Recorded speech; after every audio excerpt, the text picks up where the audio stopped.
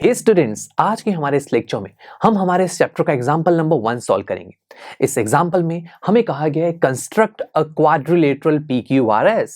तो हमें एक क्वाड्रिलेटरल की कंस्ट्रक्शन करनी है जिसकी 4 साइड्स एंड एक डायगोनल की लेंथ हमें गिवन है और ये कंस्ट्रक्शन हम करेंगे हमारे इस कंपास और स्केल की हेल्प से।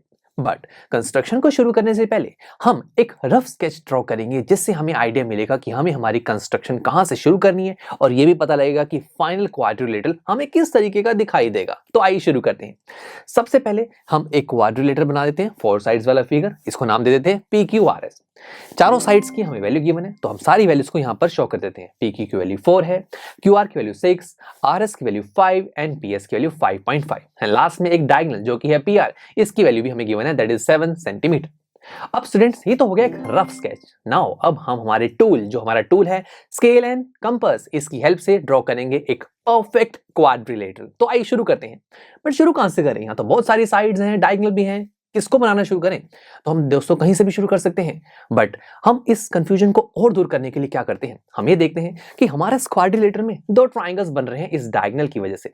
तो फिर ऐसा करते हैं, हम पहले एक ट्रायंगल पर फोकस करते हैं, बस फिर दूसरा ट्रायंगल बाद में बना लेंगे। ऐसा करने से ये कंफ्यूजन भी दूर हो जाती है कि किस साइड से शुरू करें। ओके, सो PQR ट्रायंगल पर फोकस करें। तो पहले PQ को बनाते हैं। PQ क्या है? 4 सेंटीमीटर। अपनी पेंसिल को लीजिए और स्केल की हेल्प से 4 सेंटीमीटर की एक लाइन सेगमेंट को बनाइए। ग्रेट। नाउ PQ तो बन गया, अब R पर फोकस करते हैं।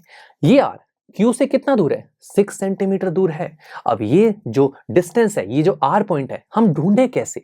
6 सेंटीमीटर दूर है और आप में से कई स्टूडेंट सोच रहे होंगे कि यार स्केल लेते हैं और हम Q से एक लाइन ड्रॉ कर देते हैं 6 सेंटीमीटर की। बट स्टूडेंट्स, ये लाइन बना तो ली, किस डायरेक्शन में बनाओगे? इधर भी बन सकती है, इधर भी बन सकती है, कैसे पता लगेगा? तो इसके लिए हम हमारी कंपास की हेल्प लेंगे। हमें 6 सेंटीमीटर डायरेक्ट स्केल से नहीं, हम हमारी कंपास की हेल्प से बनाएंगे। कैसे? देखो, हम क्या करेंगे, अपनी कंपास को 6 सेंटीमीटर ओपन कर लेंगे कुछ इस तरीके से, और ये चीज आप यहां पर भी देख पा रहे हैं, राइट? अब हमने देखना है कि ये R Q से 6 सेंटीमीटर दूर है ना, तो अपनी कंपास की निब को Q पॉइंट पर रखते हैं और एक आर्क बनाते हैं, राइट? अब अगेन ये आर्क तो बना ली, बट फिर भी अगर मैं Q से एक लाइन बनाऊं, ये देखो कुछ लाइन बनाऊं, बट ये लाइन कभी इधर भी जा सकती है, इधर भी जा सकती है, अभी भी फिक्स्ड पॉइंट नहीं मिला। तो फिर फिक्स्ड पॉइंट कैसे मिलेगा? तो स्टूडेंट्स देखो, ये R Q से 6 सेंटीमीटर दूर है, उसकी आर्क बना ली, बट यही R P से 7 सेंटीमीटर दूर भी तो है। तो फिर हम क्या करेंगे, अपनी कंपास को 7 सेंटीमीटर ओपन करेंगे और अब इसकी निब को P पॉइंट पर रखेंगे और एक आर्क बनाएंगे, और एक ऐसी आर्क जो पहली वाली आर्क को इंटरसेक्ट कर रही है, और ये इंटरसेक्टिंग पॉइंट ही होगा R। ये R ऐसा पॉइंट जो Q से 6 सेंटीमीटर दूर है और P से 7 सेंटीमीटर। बस अब ज्वाइन कर देते हैं, हमारा काम बन गया। पॉइंट मिलने से देखो अब हमें एग्जैक्ट पता लगे कि लाइन हमें ज्वाइन कहां करनी है। फिर हमने PR और QR को ज्वाइन कर दिया, बन गया ट्राइंगल। फिर दूसरे ट्राइंगल को देखते हैं, यह है PSR ट्राइंगल। PR तो ऑलरेडी यहां बना हुआ है, S पर फोकस करना है, और आप जानते हैं S कैसे बनाएंगे, डायरेक्ट स्केल से नहीं बना पाएंगे ना, तो फिर हम कंपास की हेल्प लेंगे। तो फिर कंपास की हेल्प से पहले हमें PS बना देता हूं, ठीक है, मतलब 5.5 सेंटीमीटर। तो फिर अपनी कंपास को 5.5 सेंटीमीटर ओपन करते हैं और P पॉइंट पर रखकर एक आर्क बनाते हैं। अब यही S पॉइंट P से 5.5 सेंटीमीटर दूर है, ये हमें पता है, और इसको देखकर हमने एक आर्क भी बना ली।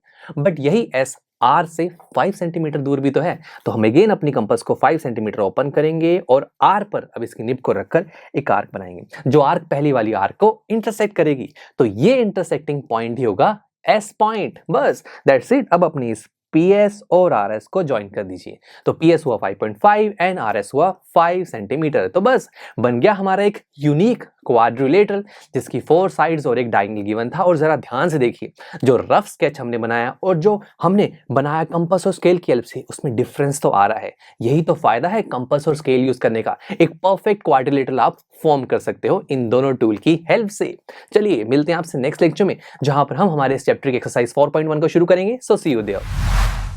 आई एम श्योर स्टूडेंट्स, आपको ये लेक्चर काफी पसंद आया होगा, और ऐसे ही मजेदार तरीके से अपने हर एक कॉन्सेप्ट क्लियर करने के लिए डाउनलोड कीजिए PU Stack ऐप को, जहां पर आपके पास और भी बहुत सारे ऑप्शंस होंगे, जैसे कि back exercise solutions, tip videos, sample papers and much more. So what are you waiting for? Download the app now.